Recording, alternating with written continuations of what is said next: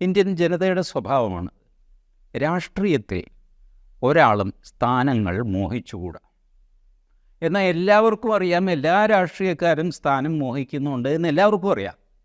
പക്ഷെ മോഹിക്കുന്നുണ്ട് എന്ന് പറഞ്ഞുകൂടാ. എനിക്ക് മന്ത്രിയാവാൻ യോഗ്യതയുണ്ട്, എനിക്ക് പ്രധാനമന്ത്രിയാവാൻ യോഗ്യതയുണ്ട്, മുഖ്യമന്ത്രിയാവാൻ യോഗ്യതയുണ്ട് എന്ന് ഒരാൾ പറഞ്ഞുകൂടാ എന്നാണ് അലിഖിതമായ നിയമം.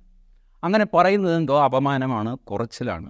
അതുകൊണ്ടാണ് എല്ലാ രാഷ്ട്രീയക്കാരും ഞാനൊരു സ്ഥാനത്തിനും വേണ്ടി നിന്നവനല്ല എന്ന് പറയുന്നത് കേൾക്കാറില്ലേ. ഇയാൾക്ക് എല്ലാ സ്ഥാനവും വേണം, അത് വെട്ടിപ്പിടിക്കുകയും ചെയ്യുന്നുണ്ട്, നമ്മൾ കാണുന്നുമുണ്ട്. പക്ഷേ അയാളത് പറയില്ല.